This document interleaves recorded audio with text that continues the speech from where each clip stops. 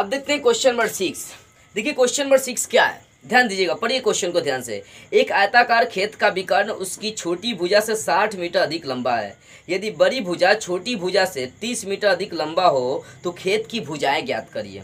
देखिए कह रही है कि जो खेत का विकर्ण है छोटी भुजा से 60 सेंटीमीटर अधिक लंबा है। ध्यान दीजिएगा, एक आयताकार खेत है, ठीक है ना। तो एक आयत बना लेते हैं यहाँ पर, ठीक है। एक आयत बनाते हैं, आयत की लंबाई अधिक होती है और चौड़ाई कम होती है।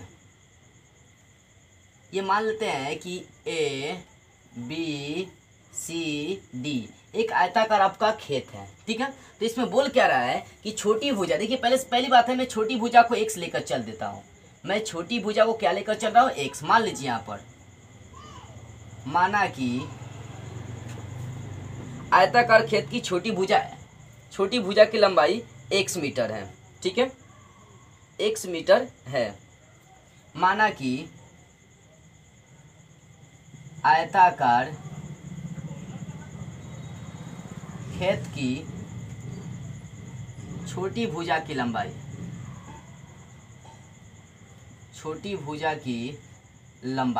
माना कि आयताकार खेत की छोटी भुजा की लंबाई कितना ले लिए, x मीटर ले लिए। इसलिए बोल क्या रहा है, इसलिए बोला है खेत का जो विकर्ण है उसकी छोटी भुजा से, ये जो विकर्ण बन रही है वो छोटी भुजा से कितना अधिक लंबा है, छोटी भुजा से 60 मीटर अधिक लंबा है। इसलिए खेत का विकर्ण निकाल लेते हैं। इसलिए खेत का विकर्ण, तो खेत का विकर्ण क्या हो जाएगा, छोटी भुजा से 60 मीटर अधिक लंबा है। ये बोल रहा है छोटी भुजा x है तो छोटी भुजा से कितना अधिक लंबा है, 60 मीटर। छोटी भुजा से 60 मीटर अधिक लंबा है खेत का विकर्ण, ठीक है ना। इतना मीटर आपका हो जाएगा, x + 60 मीटर। उसके बाद क्या है, बड़ी भुजा। ये जो बड़ी भुजा निकल रही है वो बोल रहा है कि छोटी भुजा से 30 मीटर अधिक लंबा है। ये जो बड़ी भुजा है वो छोटी भुजा से कितना मीटर अधिक लंबा है, 30 मीटर अधिक लंबा है, ठीक है। यहाँ पर ध्यान देंगे तो लिख देते हैं यहाँ पर तथा बड़ी भुजा की लंबाई कितनी हो जाएगी, छोटी भुजा से 30 मीटर अधिक लंबा है। तो मैंने क्या किया, मान लिया कि आयताकार खेत की छोटी भुजा की लंबाई x मीटर है, तो खेत का विकर्ण छोटी भुजा से 60 अधिक था तो x + 60 मीटर हो गया। और बड़ी भुजा जो थी ना छोटी भुजा से 30 मीटर अधिक थी तो x + 30 मीटर आ गया बड़ी भुजा। अब देखिए प्रश्न से क्या, अब यहाँ चित्र से चलेंगे। अब देखिए पहली बात क्या है कि आयत का प्रत्येक शीर्ष जो है ना 90 डिग्री का कोण बनाता है। यहाँ पर प्रत्येक शीर्ष 90 डिग्री का इसका कोण बनाएगा, 90 डिग्री का, तभी जाकर वो आयत होगा, ठीक है ना। तो यहाँ पर त्रिभुज एक तरह चित्र से चलते हैं, चित्र से त्रिभुज उठाते हैं यहाँ पर ABD में, चित्र से त्रिभुज ABD में देखी जाए तो कोण A पर 90 डिग्री का कोण बना, इतना में कोण A जो है ना कितना डिग्री का कोण बना रहा है, 90 डिग्री का कोण यहाँ पर बन रही है। तब यहाँ पर पाइथागोरस प्रमेय अप्लाई करेंगे। पाइथागोरस प्रमेय क्या होता है ये आगे हम लोग पढ़ेंगे, हालांकि 9th में आप जान चुके हैं, 8th में भी जाने हैं पाइथागोरस प्रमेय, ठीक है ना। आगे जब छठा चैप्टर स्टार्ट करेंगे तो उसी में हम लोग पाइथागोरस प्रमेय पढ़ेंगे, जिसको त्रिंगल त्रिभुज चैप्टर के नाम से हम लोग जानते हैं, ठीक है ना। पाइथागोरस प्रमेय से, तो पाइथागोरस प्रमेय क्या कहती है, कर्ण का स्क्वायर। यहाँ पर कर्ण क्या, सबसे बड़ी भुजा कर्ण होती है, लंब का स्क्वायर, ये हो जाएगा आधार का स्क्वायर। पाइथागोरस प्रमेय कहती है कर्ण का स्क्वायर बराबर लंब का स्क्वायर प्लस आधार का स्क्वायर। तो ध्यान देते हैं इस चित्र में कर्ण कौन है, BD आपका कर्ण है, तो लिख देंगे यहाँ पर BD का स्क्वायर। फिर लंब आपका कौन सा है, AD है, तो AD का स्क्वायर प्लस आधार, तो आधार आपका AB है, तो यहाँ पर लिख देंगे AB का स्क्वायर। अब मान पुट कर जाए, ये कर्ण था BD का मान कितना है, x + 60, तो यहाँ पर लिख देंगे x + 60 का दी होल स्क्वायर बराबर AD का मान कितना है, x है, तो यहाँ पर लिख देंगे x का स्क्वायर, x मीटर का स्क्वायर, ठीक है, प्लस AB का मान कितना है, x + 30 का दी होल स्क्वायर। तो मैंने कुछ नहीं किया, बस मैंने क्या किया, चित्र को देखा। यहाँ पर ABD एक त्रिभुज बन रही थी, समकोण त्रिभुज, क्योंकि इसका एक कोण 90 डिग्री था, तो समकोण त्रिभुज में पाइथागोरस प्रमेय अप्लाई कर दिया। कर्ण का स्क्वायर बराबर लंब का स्क्वायर प्लस आधार का स्क्वायर। यहाँ पर कर्ण का काम BD करेगा, लंब का काम AD करेगा और आधार का काम AB करेगा, ठीक है। BD का मानक दिया, AD का मानक दिया और AB का मानक दिया। अब इधर बात को आगे बढ़ाते हैं, चलिए यहाँ A + B का दी होल स्क्वायर पर ब्रेक कर देते हैं। एक्स को ए मान लेंगे, 60 को बी मान लेंगे, तो ए प्लस बी का दी होल स्क्वायर तो हो जाएगा ए स्क्वायर, तो यहाँ पर हो जाएगा एक्स स्क्वायर। अब प्लस क्या होगा बी स्क्वायर मतलब 60 का स्क्वायर। ध्यान देते हैं, थोड़ा सा इसको साइड करते हैं। और या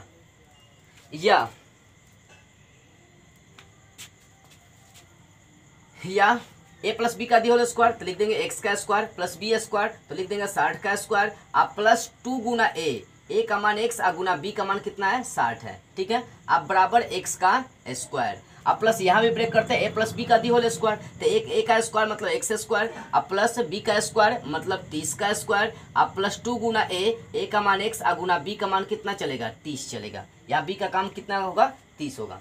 अब देखिए यहाँ एक्स स्क्वायर अब प्लस 60 का स्क्वायर कितना होगा 3600, अब प्लस 60 का 2 से गुना कर देंगे 120 और इंटू हो जाएगा एक्स बराबर एगो एक्स स्क्वायर 2x स्क्वायर। अब प्लस 30 का स्क्वायर हो जाएगा 900 और यहाँ पर 2 का 30 से गुना कर देंगे मतलब 2 का 30 से गुना कर देंगे 60 हो जाएगा और ये हो जाएगा x। अब देखिए अब एक काम करते हैं, इधर जितना भी चीज़ें हैं चाहे इधर जो भी है सबको इस साइड ला दीजिए। यहाँ पर एक्स स्क्वायर को मैं छोड़ देता हूँ, एक्स स्क्वायर प्लस 3600 अब प्लस 120 एक्स, ये प्लस 2x स्क्वायर को इधर लाएंगे माइनस 2x स्क्वायर, प्लस 900 को इधर लाएंगे माइनस 900, प्लस 60x को इधर लाएंगे माइनस 60x। अब बराबर बच जाएगा 0। अब बात को आगे बढ़ाते हैं, एगो एक्स स्क्वायर में से 2 एक्स स्क्वायर घटाएंगे तो बचेगा माइनस एगो एक्स स्क्वायर, ठीक है। प्लस 120 में से 60x घटा देंगे, 120x में से 60x घटा देंगे तो बचेगा प्लस 60x। अब देखते हैं 3600 में से 900 घटा देंगे तो हो जाएगा प्लस 2700, कितना होगा प्लस 2700। अब बराबर बचेगा 0, ठीक है। इतनी समीकरण ये द्विघात समीकरण आ गई तो यहाँ ए बी सी का मान निकाल लेते हैं। यहाँ ए का मान कितना होगा एक्स स्क्वायर गुना -1 है तो ए का मान -1, बी का मान कितना होगा 60 और सी का मान कितना होगा 2700, ठीक है। तो यहाँ पर डी निकाल देते हैं, इसलिए डी का मान कितना होगा, सूत्र क्या होता है तो बी स्क्वायर माइनस 4ac तो बी स्क्वायर तो बी का मान 60 है तो लिख देंगे 60 का स्क्वायर। अब घटाओ 4 गुना ए का मान -1 और गुना सी का मान है 2700, ठीक है। आगे बात को बढ़ाते हैं, 60 का स्क्वायर करेंगे तो 3600 माइनस हो जाएगा प्लस, माइनस हो जाएगा प्लस, ठीक है। तो -4 गुना ए सी प्लस 60 को प्लस 900 को इधर लाए थे -900 हुआ था, 36 में से 2700, ठीक है। अब देखिए यहाँ पर हो गया माइनस हो गया प्लस, 4 का 2700 से गुना कर दीजिए, 4 का 1 से गुना करके 4 होगा, 4 का 2700 से गुना करते हैं, इधर 27 का 4 से गुना कर दीजिए, हो जाएगा 7 चौक 28 का 8, 7 चौक 28 का 8, हाथ में बचा 2 चौका 8 है 2 10, तो 27 चौका हो जाएगा 108। तो यहाँ पर लिख देंगे 108 और यहाँ पर डबल जीरो तो इस पर डबल जीरो बैठा देंगे। अब दोनों वैल्यू को ऐड कर दीजिए, कितनी आ रही है मान, ध्यान देते हैं। तो 3600 और 10,800 दोनों को ऐड करते हैं इधर साइड में, 10,800 अब फिर 3600 दोनों को ऐड करते हैं तो 0 0 8 6 14 का 4 3 1 हो जाएगा 4 और ये हो जाएगा 1 एकम 1, तो आ रही है 14,400 आ रहा है, 14,400, ठीक है। तो डी का मान निकल गया 14,400। अब साइड में इधर क्रिया करते हैं, साइड में तो यहाँ पर द्विघाती सूत्र अप्लाई करते हैं। अब द्विघाती सूत्र से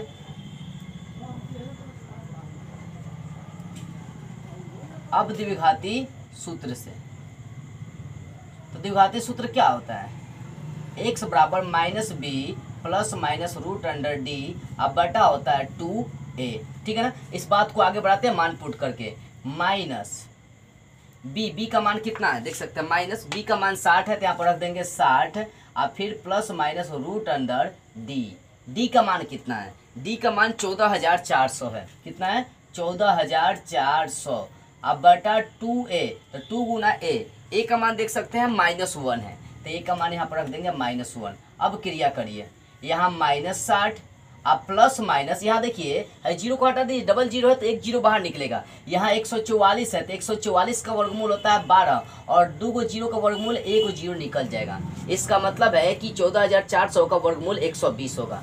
आते हैं नीचे आगे, 2 का -1 से गुना कर देंगे तो -2। अब देखिए यहाँ पर प्लस भी मान है माइनस भी मान है तो एक एक मान करके उठाते हैं, एक बार प्लस उठाएंगे एक बार माइनस उठाएंगे। जब x का मान -60 आप प्लस 120 उठाते हैं आप बटा -2, ठीक है। तो यहाँ पर 120 में सर 120 में से 60 घटा देंगे तो बचेगा +60 अब बटा -2, ठीक है। तो ये 31 हो जाएगा 30 बार में, तो x का मान यहाँ से निकलेगा -30। ये मान जो है ना असंभव हो जाएगा। कैसे? क्योंकि कभी भी खेत की भुजाएं ऋणात्मक नहीं होती, वो हमेशा क्या होती हैं, धनात्मक होती है। तो x का जो मान ये -30 आ गया, ये ऋणात्मक हो जाएगा। अब एक बार माइनस उठाते हैं, पुनः जब x का मान क्या उठाते हैं, इसी में माइनस उठाते हैं। जब x का मान, अब यहाँ पर माइनस उठाते हैं, एक बार तो प्लस उठा लिए, अब उठाते हैं माइनस। तो माइनस कितना है, x का मान -60 ± 120, सॉरी ध्यान देंगे, x का मान माइनस उठाना है तो -60 फिर उठाएंगे -120, अब बटा कितना है -2। अब देखिए यहाँ पर -60 -120 -180 हो गया, अब बटा -2। ये माइनस माइनस कटिस हो जाएगा और 90 दूना 180, तो x का मान यहाँ पर प्लस कितना आ गया, 90 आ गया। अतः छोटी भुजा, जो खेत है उसकी छोटी भुजा कितना लेकर चले हैं, x मीटर। तो x का मान 90 आ गया, तो छोटी भुजा कितनी मीटर हो जाएगी, छोटी भुजा की लंबाई हो जाएगी 90 मीटर। तथा बड़ी भुजा कितना लेकर चले हैं, ध्यान देंगे, बड़ी भुजा खेत की बड़ी भुजा कितना थी, x + 30, तो x + 30, तो x का मान 90 रखेंगे ना, 90 निकल चुका, 90 + 30, ठीक है ना। तो 90 और 30 ऐड करेंगे तो 120 मीटर, यानी खेत की छोटी भुजा 90 मीटर, खेत की छोटी भुजा की लंबाई आ गई 90 मीटर और बड़ी भुजा की लंबाई आ गई 120 मीटर। तो इस प्रकार आपका क्वेश्चन नंबर, ये 5 नहीं है, ये क्वेश्चन नंबर 6 है, ठीक है ना, ध्यान से समझिएगा। तो इस प्रकार आपका क्वेश्चन नंबर 6 क्या हो गया, क्लियर हो गया। देखिए क्वेश्चन नंबर 7 क्या है, क्वेश्चन नंबर 7 है, दो संख्याओं के वर्गों का अंतर 180 है और छोटी संख्या का वर्ग बड़ी संख्या का 8 गुना है, ठीक है ना। तो दोनों संख्या ज्ञात करना है। यहाँ पर छोटी और बड़ी संख्या 2 है। मान लेते हैं कि बड़ी संख्या x है, ये पहली संख्या में गिनी जाएंगी। माना कि बड़ी संख्या बराबर x तथा छोटी संख्या जो है y है। तो प्रश्न से चलते हैं। तो ये पहली संख्या हो जाएगी, ये दूसरी संख्या हो जाएगी, ठीक है ना। बड़ी संख्या पहली में गिनी जाएंगे, छोटी संख्या दूसरी में गिनी जाएंगी। तो मान लिया कि पहले बड़ी संख्या x है, छोटी संख्या y है। तो बोला कि दोनों संख्याओं के वर्गों का अंतर, दोनों का वर्गों का अंतर करते हैं, x का स्क्वायर घटा हो जाएगा y का स्क्वायर। दोनों के संख्याओं का वर्ग कर दिया, दोनों का अंतर बोला है कि 180 है। इसको लेकर चलेंगे समीकरण 1। पुनः प्रश्न से आगे चलते हैं, पुनः प्रश्न से, ठीक है। पुनः प्रश्न से चलते हैं, यहाँ पर पुनः प्रश्न से चलते हैं हम लोग, तो ध्यान देते हैं। तो पुनः प्रश्न से आगे बोला कि छोटी संख्या का वर्ग, छोटी संख्या आप कितना लिया y, छोटी संख्या का वर्ग बड़ी संख्या x लिए, छोटी संख्या का वर्ग बड़ी संख्या का 8 गुना है। ये प्रश्न में बोल रहा है कि छोटी संख्या का वर्ग बड़ी संख्या कितना गुना, 8 गुना है। तो इसलिए आपका बन गया y² बराबर 8 का x से गुना कर देंगे 8x। इसको लेकर चलेंगे समीकरण 2। अब देखिए यहाँ से y² का मान निकल गया 8x, तो समीकरण 1 में y² का मान रख देंगे। समीकरण 1 में y² का मान रखने पर, समीकरण 1 में, समीकरण 1 क्या है, x² घटाओ y² बराबर 180। अब देखिए x² घटाओ y², तो y² का मान 8x है, ये प्लस 180 इधर लाएंगे तो -180, अब बराबर हो जाएगा 0, ठीक है। अब देखिए यहाँ पर ABC का मान निकाल लेते हैं द्विघात समीकरण से तुलना करके। यहाँ A का मान x² गुणांक 1 है, तो A का मान 1, B का मान कितना निकलेगा -8 और C का मान देख सकते हैं -180। इसलिए D का मान यहाँ से निकाल लेते हैं। D क्या होता है, विवेचक होता है, पहले ही बता दिया गया। D का सूत्र होता है -b² 4ac। तो यहाँ पर D का सूत्र होता है b² -4ac। तो B का मान कितना है, -8 है, तो -8 का स्क्वायर, अब फिर -4 गुना A का मान देख सकते हैं 1 और गुना C का मान है -180, ठीक है। अब देखिए माइनस का स्क्वायर प्लस 8 का स्क्वायर 64, फिर माइनस माइनस प्लस हो जाएगा और 4 का 1 से गुना करेंगे 4 का 180 से गुना करेंगे तो 18×72 720 हो जाएगा। अब जोड़िए यहाँ पर 720 में 64 जोड़ देंगे तो 700 हो जाएगा 84। कितना हो जाएगा 784। तो डी का मान निकल गया 784। अब द्विघाती सूत्र यहाँ पर लगा देंगे। अब द्विघाती सूत्र से अब द्विघातीय सूत्र से x का फॉर्मूला लगा देंगे -b plus minus root under D, अब बटा होता है 2a। ध्यान देते हैं माइनस b का मान देख सकते हैं यहाँ पर -8 है तो रख देंगे -8, अब plus minus root under D का मान हो गया 784, ठीक है। अब बटा हो गया 2 गुना a का मान देख सकते हैं यहाँ पर 1 है। आगे इस क्रिया को बढ़ाते हैं, माइनस में प्लस 8 हो जाएगा। अब प्लस माइनस 784 किसका वर्गमूल होता है, तो 28 का होता है। आप करके देख लीजिएगा फैक्टर, 28 का वर्गमूल 784 का वर्गमूल 28 होता है। आप बटे 2 का 1 से गुना कर देंगे 2, ठीक है। इस बात को थोड़ा सा स्पष्ट करते हैं। देखिए यहाँ पर प्लस भी उठाना है मान, माइनस भी उठाना है, तो एक बार प्लस उठा लेते हैं साइड में, एक बार माइनस उठा लेते हैं। जब x का मान क्या उठाते हैं, अब 8, अब प्लस 28 उठाते हैं, माइनस नहीं प्लस 28 उठाकर चलते हैं, उसके बाद बटा 2 क्रिया करें। 8 और 28 कितना हो जाएगा 36, अब बटे 2 तो 18 दूना 36, यानी x का यहाँ पर मान कितना निकल गया 18 निकल गया। कब, जब प्लस उठाएं। अब माइनस भी तो उठाकर देखिए, पुनः जब x का मान 8 अब माइनस 28 उठा के इस बार चलते हैं, अब बटे 2 तो यहाँ पर 8 में से 28 घटाएंगे, 8 में से 28 घटाएंगे तो बचेगा -20, अब बटा हो जाएगा 2 तो 31 हो जाएगा 10 बार में, तो यहाँ x का मान निकल गया -10 और ये वाला मान जानते हैं असंभव होगा। अब कहेंगे कैसे, तो ध्यान देते हैं यहाँ x का मान -10 रखेंगे तो -10 का 8 से गुना करेंगे -80 हो जाएगा, और यहाँ से स्क्वायर हटाएंगे तो रूट चलेगा, तो रूट के अंदर माइनस हो नहीं सकता है। इस कारण से ये वाला जो x का मान -10 है ये असंभव हो जाएगा। अब देखिए तो x का मान कितना लेकर चलेंगे, 18 लेकर चलेंगे, तो समीकरण 1 में x का मान रख देते हैं। समीकरण 2 में x का मान रखते हैं, 1 में भी रखेंगे तो आएगा और 2 में भी रखेंगे तो आएगा, तो समीकरण 2 में रख देते हैं। समीकरण 2 में x का मान रखने पर, समीकरण 2 क्या है, तो y² बराबर 8x है, ठीक है ना। यहाँ पर ध्यान देते हैं, या y² बराबर 8 गुना x का मान कितना लेकर चलेंगे 18 लेकर चलेंगे, ठीक है। तो ध्यान देते हैं 8 का 28 से गुना करेंगे, चाहे 18 का 8 से गुना करेंगे 144। अब यहाँ से स्क्वायर हटाएंगे तो इधर रूट चलेगा, रूट के साथ प्लस माइनस भी लगेगा क्योंकि द्विघात समीकरण आप पढ़ रहे हैं, ठीक है ना। तो y का मान यहाँ पर हो जाएगा प्लस माइनस रूट अंदर, इसके साथ रूट चलेगा 144 हो जाएगा। इसलिए y का मान प्लस माइनस 144 का रूट कितना हो जाएगा 12 हो जाएगा, यानी y का मान प्लस 12 भी आ गया और y का मान यहाँ पर -12 भी आ गया। तो अतः बड़ी संख्या x का मान, चलते हैं यहाँ पर, अतः बड़ी संख्या x लेकर चले तो x का मान कितना हो सकता है 18 हो सकता है, ठीक है ना। तथा छोटी संख्या y लेकर चले तो y का मान कितना आ गया +12 भी आ गया -12 भी आ गया, यानी y का मान या तो कितना +12 हो सकता है, नहीं तो -12 हो सकता है। यानी बड़ी संख्या 18 और छोटी संख्या -12 या +12 हो सकती है। ये तो आपका सॉल्व हो गया क्वेश्चन नंबर 7।